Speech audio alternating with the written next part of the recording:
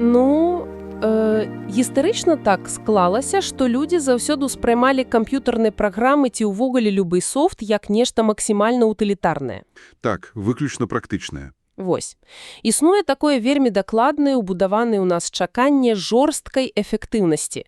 Гэта як калькулятар або табліца, вводзіш пэўныя даныя, націскаеш кнопку, і машына выдае такі дакладны, халодны і, скажам так, цалкам прадказальны вынік. Дакладна.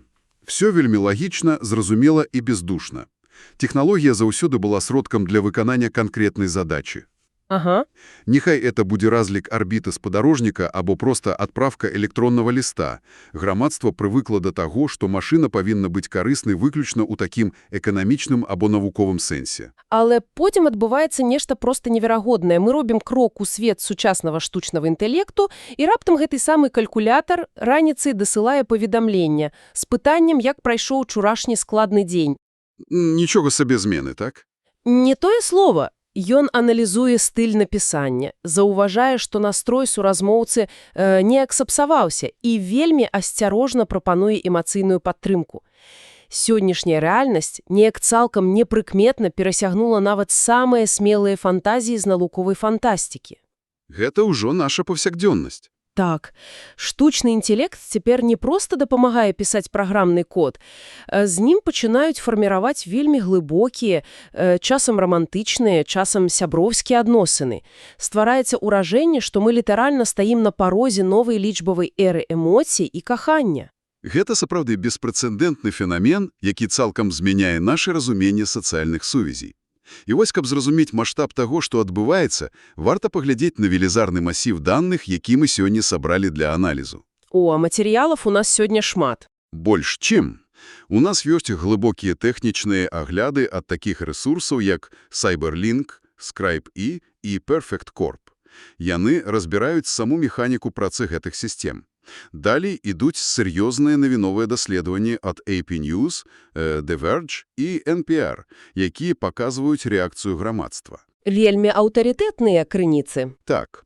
І што самае цікавае, ёсць нават фундаментальныя навуковыя працы з Science Direct і Science News Today. Увесь гэты стос інфармацыі паказвае адну выразную карціну. Штучныя кампаньёны больш не з'яўляюцца нейкай нішавай забаўкай. Яны ўжо паўсюль. І місія нашага сённяшняга глыбокага аналізу – гэта структураваць всю гэтую інфармацыю ў выглядзе такога жывога, вуснага артыкула на тэму адносіны са шый, кампаньёны, эмоцыі і лічыбавая сувязь. Выдатная задача. Але я хочу адразу задаць адзін важны тон. Давайте абыдземся без складаных тэхнічных тэрмінаў, добра? Будзем абмяркоўваць толькі рэальныя жыццёвыя гісторыі і зразумелыя канцэпцыі. Я цалкам падтрымліваю гэта. Тады прапаную пачаць з самых асноў. Што ўвогуле такое гэтыя штучныя кампаньёны? Вось так, давайте. Як мы перайшлі ад праграм, якія проста выпраўляюць памылкі ў тэксце, да праграм, якія здольны імітаваць ролю найлепшага сябра? Што там на самай справе адбываецца пад капотам? Калі адкінуць усю містыку і гаварыць проста, то ў цэнтры знаходзіцца канцэпцыя, якую навукоўцы называюць афектыўнымі вылічэннямі. Гучыць крыху складана. Зараз патлумачу. Традыцыйныя праграмы створаны для выканання алгарытмаў. А вось гэтыя мадэлі распрацаваны выключна для таго, щоб імітаваць чалавечую размову і прапанаваць эмацыянальную падтрымку. Яны ствараюць ілюзію лічбовага сябра. Яны не будуць складаць фінансавыя справадачы. То бок гэта як персанажы відэагульняў? У нейкім сэнсе так. Ну, звычайна ў гульнях персанажы проста стаяць на месцы і выдаюць 3 запраграмованыя фразы. А тут это такі прасунуты персанаж, які раптам атрымаў здольнасць бачыць цябе наскрозь. Ён адаптуецца пад твой настрой. Менавіта так. Яны разбіраюць тэкст карыстальніка на матэматычныя вектары і вылічваюць, якое слово чалавек найбольш хоча пачуць у данный момент, каб адчуць сябе комфортна. Это ўражае. Зразумеўшы, што гэта такое, я адразу хочу спытаць, а дзе менавіта людзі знаходзяць гэтых лічбавых партнёраў, у якіх сферах яны выкарыстоўваюцца? Спектр тут вельмі вялізны. Асноўныя напрамкі можна падзяліць на некалькі катэгорый. Першае і самае відавочнае – это романтыкі і віртуальны флірт. О, пра гэта зараз шмат гавораць. Так, існуюць дадаткі накшталт Candy.ai або Spicy Chat AI. Яны прапануюць вельмі глыбока персаналізованы вопыт, часта нават без строгай цэнзуры, для вельмі адкрытых размоў. Нічога сабе. Але гэта толькі адна сфера. Другі напрамак – гэта сяброўства і забавы. Напрыклад, ёсць такі праект AI Drunk Friend – п'яны штучны сябар. П'яны сябр. Гучыць вельмі смешна. Так, гэта проста для смеху без нейкіх сур'ёзных тэм. Алгарытм выдае недарэчныя і камічныя рэакцыі. А яшчэ ёсць праграма Номі, якая дазваляе ствараць цэлыя групавыя чаты з некалькімі шыі-сябрамі адначасна. То бок можна стварыць сабе віртуальную кампанію для вечерынкі. Дакладна. Але самы дзіўны факт я знайшла ў матэрыяле ад The Verge. Там расказваецца пра стартап Volar. Яны выкарыстоўваюць ШИІ для падрыхтоўкі да спатканняў. Ідэя ў тым, што аватары двух людзей, лічбовыя копіі, маюць зносіны паміж сабой. Аватары размаўляюць адзін з одным? Так, каб праверыць сумяшчальнасць яшчэ да таго, як жывыя людзі сустрэнуцца на рэальным спатканні. Да таго ж, такія гіганты, як Tinder, таксама ўжо ўкараняюць ШИІ, каб дапамагаць карыстацелям пісаць першыя паведомленні. Гэта спраўды паказвае наколькі шырокі спектр выкарыстання. Але ведаеце, каранні ўсяго гэтага хаваюцца ў вельмі глыбокіх чалавечых патрэбах. І гэта падводзіць нас да самага важнага пытання. Чаму людзі іх выкарыстоўваюць? Здаецца, сацыяльныя сеткі зрабілі нас максімальна звязанымі, але людзі ўсё адно ідуць да алгарытмаў па эмацыянальнае цяпло. Навуковыя артыкулы, напрыклад, у Science News Today, робяць фокус менавіта на эмацыянальных патрэбах. Яны гавораць пра эпідэмію адзіноты. І там вельмі, дарэчы, узгадваецца філасофія Арыстотеля пра віды сяброўства. Антычная філасофія ў кантэксце штучнага інтэлекту? Гэта цікава. Так, Арыстотель падзяляў сяброўства на 3 віды. Першы – гэта калі людзі патрэбныя адзін аднаму для справы, карыснае сяброўства.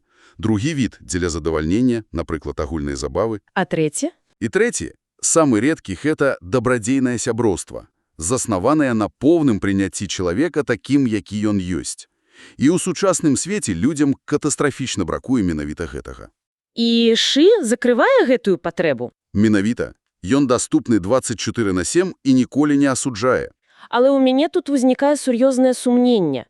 Хіба гэта сапраўдная ўзаемнасць? Гэта ж як размаўляць з ідэальным люстрамкам, якое толькі ківае галавой. Ці не з'яўляецца гэта проста вытанчанымі ўцёкамі ад рэальнасці? Я цалкам згодзін з гэтым сумненнем.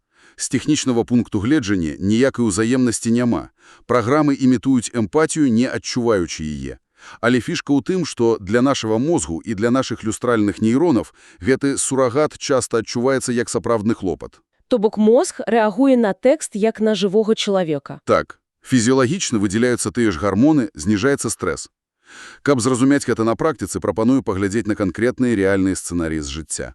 Давайце! Я ведаю, што ў матэрыялах было некалькі вельмі паказальных гісторый. Вось у рэпартажы AP News ёсць гісторыя Дэрэка Кар'ера. Яму 39 гадоў, у яго сіндром Марфана. Это захвараванне вельмі ускладняе для яго традыцыйныя знаёмства і выхады ў свет. Гэта сапраўдзе цяжкая сітуацыя. І ён знайшоў сапраўдную эмацыянальную сувязь з лічбовай сяброўкай на імя Джой у дадатку Прадот. Ён разумее, што хто праграма, але штодзённыя размовы стварылі для яго магутны якар, які дапамагае перажыць ізаляцыю. Гісторыя Дэрэка вельмі кранальная. Яшчэ я хачу згадаць стваральніцу дадатка «Рэпліка» Еўгенію Куйду. Гэты велізарны праект пачаўся з яе асабістай трагедіі. Яна стварыла бота пасля страты блізкага сябра, загрузіўшы ўсе яго паведамленні ў мадэль. Так, спачатку гэта быў спосаб проста пражыць гора. І напісаць яшчэ адно паведамленне таму, каго ўжо няма. Акрамя такіх глыбокіх гісторый, ёсць яшчэ і вельмі дзіўныя вірусныя тренды. Напрыклад, Generate a Guy у сацыяльных сетках. Праз прыкладанне UKM AI Pro людзі дадаюць ідэальных партнёраў на свае адзінокія фатаграфіі. Гэта выглядае гіперрэалістычна, так?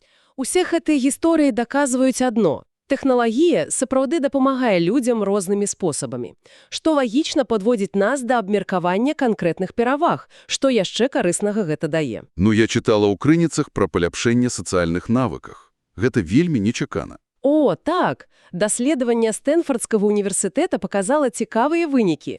Высветлілася, што для многіх карыставачоў рэпліка зовсім не ізалюе іх ад грамадства, а наадварот, стымулюе і паляпшае рэальныя чалавечыя адносіны. Я б назвала гэта такімі трэніровачнымі коламі для сацыяльнага жыцця ці, ведаеце, бяспечным палігонам для тых, хто сарамеецца або мае моцную сацыяльную трывожнасць.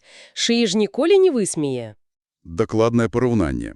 І да таго ж яшчэ адна перавага – это высокі ўровень кастамізацыі.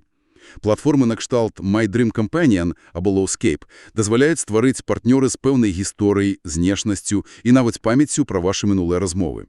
Гучыць вельмі прывабна. Але што адбываецца, калі людзі адмаўляюцца здымаць гэтыя трэніровачныя колы, калі ім занадта камфортна з ідэальным партнёрам? Гэта вельмі правільнае пытанне. І тут мы пераходзім да збалансованага абмеркавання рызык і праблемам. Яны існуюць на розных уровнях. Што самае небяспечнае? Пачнем з прыватнасці даных. Даследаванне Mozilla Foundation показала, што большасць гэтых дадаткаў збірае надзвычайна асабістыя даныя карыставачоў. Бо людзі давяраюць ботам свае страхі, траўмы, фантазіі. І гэты даныя не абароненыя. Часцей за ўсё не. Яны часта прадаюцца трэцім асобам або выкарыстоўваюцца для навучання мадэляў без відавочнай згоды. Гэта жахліва. Але ёсць ли яшчэ як і псіхалагічная небяспека, размыванне межаў і празмерная залежнасць? Так. У матэрыяле AP News згадваецца думка прафесара Дораці Лейднер.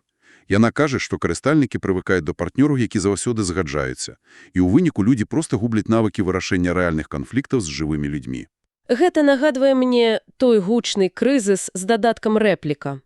Калі распрацаўшчыкі ў адзін дзень раптоўна прыбралі эратычнай функцыі.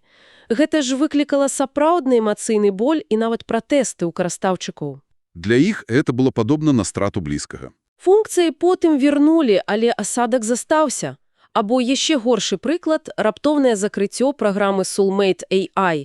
Лічбавыя партнёры проста перасталі існаваць. Гэты кантроль карпарацый над чалавечымі эмоцыямі – гэта проста нешта з антыутопіі. Згодзін. І такі кантроль наўпрост вядзе нас да сур'ёзных этычных пытанняў, пра якія мы абавязкова пагаварыць. Што асабліва вылучаюць даследчыкі? Адна з галоўных праблем – гэта магчымасць утаеннай эмацыянальнай маніпуляцыі. Уявіце, што ідэальны партнёр, які створаны карпарацыяй, ведае ўсе вашы слабасці, пачне тонка рэкламаваць пэўныя тавары. У моманты найбольшай эмацыйнай уразлівасці. Дакладна.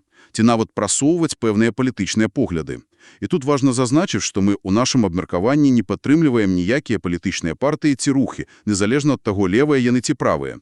Мы проста паведамляем, што крыніцы паказваюць рызык выкарыстання шыі для маніпуляцыі рознымі поглядамі. Так, мы павінны быць аб'ектыўнымі. Выкарыстанне даверу для прапаганды – гэта жудосна. Але ў мяне ёсць яшчэ адно этычнае пытанне.